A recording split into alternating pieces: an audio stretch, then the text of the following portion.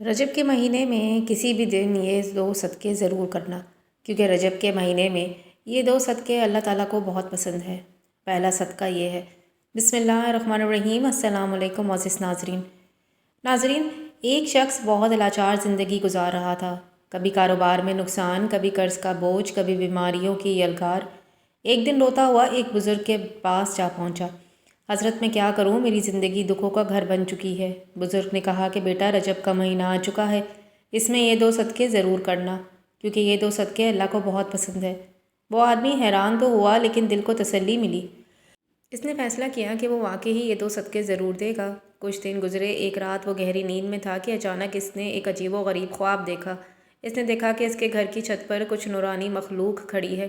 ان کے چہرے چمک رہے ہیں، ہاتھوں میں بڑے بڑے پتھر ہیں، ایسے پتھر جسے چٹانوں کے پہاڑ اس کی چھت پر دیواریں کھڑی کر رہی ہیں۔ وہ گھبرا گیا، چیخ کر بولا، بھائیو تم کون ہو؟ یہ میرا گھر ہے اور تم میری اجازت کے بغیر میری چھت پر یہ تعمیر کیوں کر رہے ہو یا قلعہ بنا رہے ہو؟ فرشتے اس کے قریب آیا اور اس نے کہا کہ ہم جانتے ہیں کہ یہ گھر تمہارا ہے، لیکن یہ تعمیر تمہاری مرضی سے نہیں، یہ اللہ کے حکم سے ہو رہی ہے۔ اللہ نے ہمیں بھیجا ہے کہ تم نے جو صدقہ دینا شروع کیا ہے، اس کے بدلے ہم سب یہ کر رہے ہیں۔ تو صدقے کے بارے میں ہمارے ذہنوں میں سب سے پہلی چیز کیا آتی ہے؟ مال، دولت، کپڑے، کھانا۔ ہم سمجھتے ہیں کہ صدقہ صرف پیسے دینے کا نام ہے، لیکن کیا آپ جانتے ہیں کہ یہ سوچ ادھوری ہے؟ کیا آپ نے کبھی غور کیا کہ کچھ ایسے صدقے بھی ہیں جو مال کے بغیر بھی کیے جا سکتے ہیں؟ ایسے صدقے جو ہر انسان کر سکتا ہے۔ ذرا دل پر ہاتھ رکھ کر سوچئے، اگر صدقہ صرف مال دینے کا نام ہوتا تو غریب انسان کس طرح اللہ کو محبوب بن سکتا؟ لیکن رجب کا مہینہ ہمیں ایک ایسی حقیقت کے نزدیک لاتا ہے کہ جو ہماری سوچ کو بدل دیتا ہے۔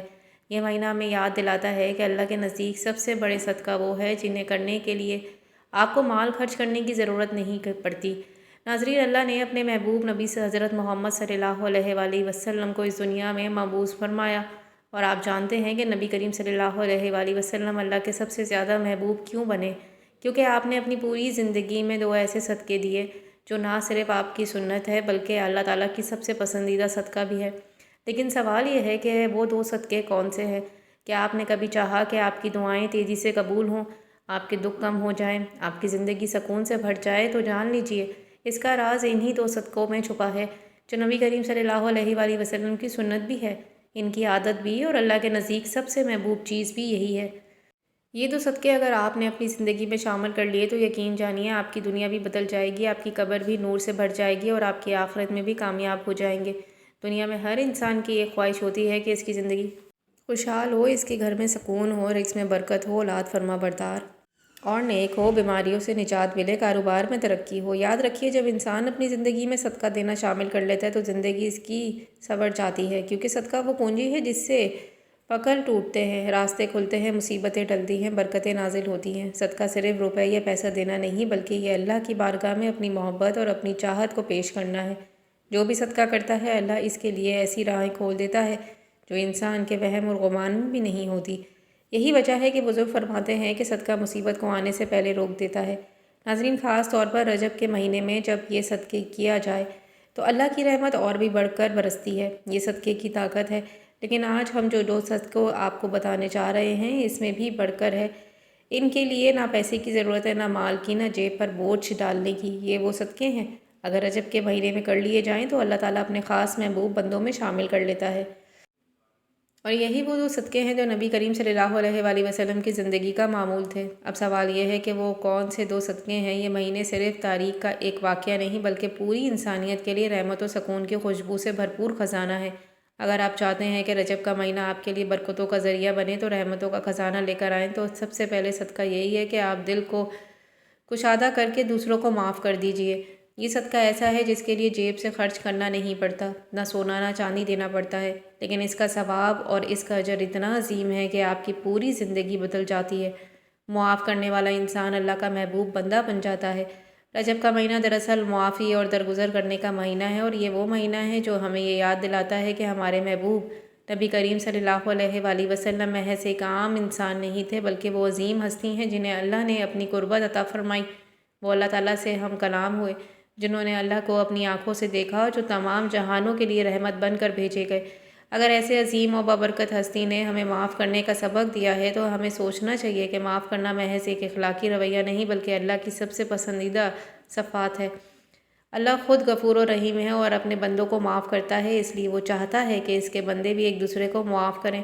نبی کریم صلی اللہ علیہ وآلہ وسلم نے فرمایا، جو دوسروں کو معاف کرتا ہے اللہ اسے عزت عطا فرماتا ہے، اور یہ بات بالکل سچ ہے کہ بدلہ لینے سے وقتی سکون تو مل سکتا ہے، لیکن اصل عزت اور اصل بلندی معاف کر دینے میں ہے۔ رجب کا مہینہ اس بات کا پیغام دیتا ہے کہ معافی کے دروازے کھول دینا، اللہ تعالیٰ بھی اپنی رحمت کے دروازے تم پر کھول دے گا۔ اگر آپ چاہتے ہیں کہ آپ کی دعائیں قبول ہوں، آپ کی زندگی سے پریشانیاں دور ہوں، آپ کے رزق میں برکت آئے اور آپ کے گناہ معاف ہو جائیں، تو دوسروں کو معاف کرنے کا صدقہ اپنی عادت بنا لیجئے۔ آپ نے دیکھا ہوگا کہ جن گھروں میں معافی اور درگزر کا ماحول ہوتا ہے وہاں سکون نازل ہوتا ہے، وہاں محبت بڑھتی ہے اور وہاں برکتیں آتی ہیں۔ نبی کریم صلی اللہ علیہ وآلہ وسلم کی سنت کو اپناتے ہوئے رجب کے مہینے میں یہ عہد کیجئے کہ آپ کسی کو دل میں جگہ دیں گے تو صرف محبت کے لیے، نہ کہ نفرت کے لیے۔ میری بات یاد رکھیں، معاف کرنا صرف دوسروں کے لیے آسانی پیدا کرنا نہیں بلکہ اپنے لیے بھی سکون اور برکت کا ذریعہ ہے۔ جو شخص دوسروں کو معاف کرتا ہے اس کا دل ہلکا ہو جاتا ہے، اس کے چہرے پر نور آتا ہے اور اللہ تعالیٰ اس کے گناہوں کو بخش دیتا ہے۔ تو آئیے رجب کے اس مہینے میں سب سے پہلے صدقہ یہی کریں کہ جس نے آپ کے ساتھ ظلم کیا ہے آپ اسے معاف کر دیں۔ یہ عمل اللہ کو اتنا پسند ہے کہ وہ آپ کے لیے وہ رحمت نازل فرمائے گا جن کا آپ نے کبھی تصور بھی نہیں کیا ہوگا۔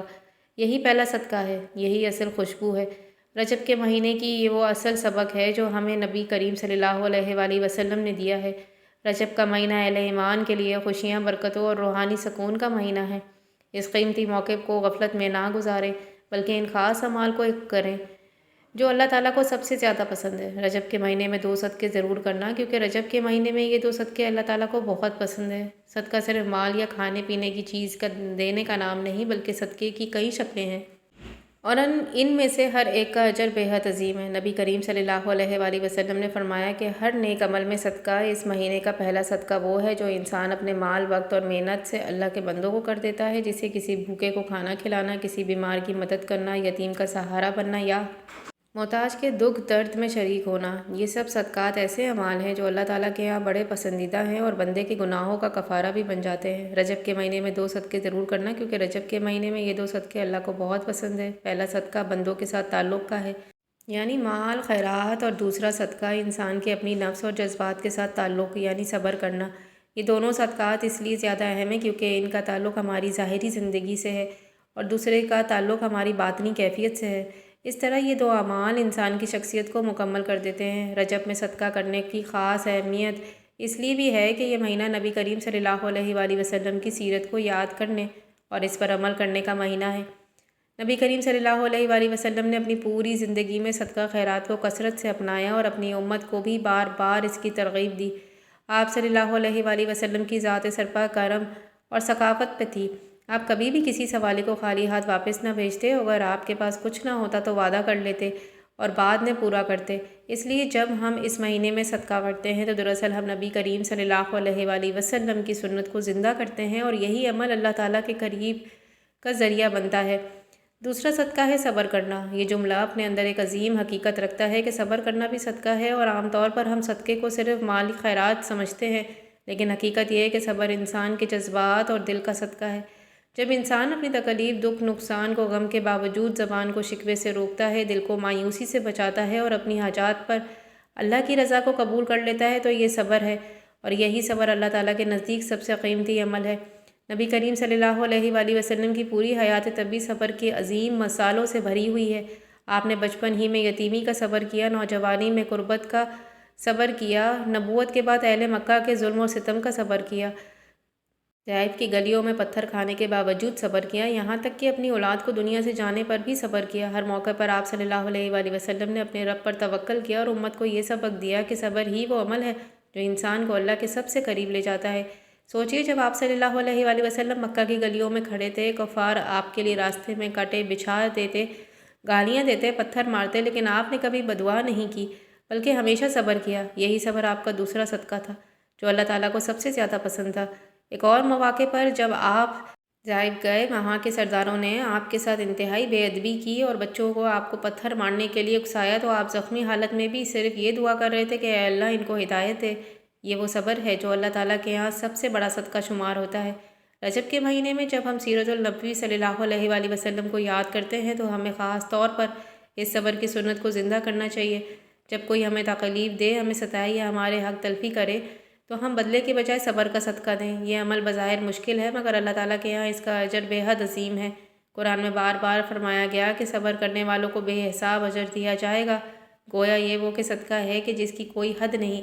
لہٰذا جب ہم یہ سوچتے ہیں کہ رجب کے مہینے میں 2 صدقے کرنا کیوں ضروری ہے، تو کیونکہ رجب کے مہینے میں یہ 2 صدقے اللہ تعالیٰ کو بہت پسند ہے۔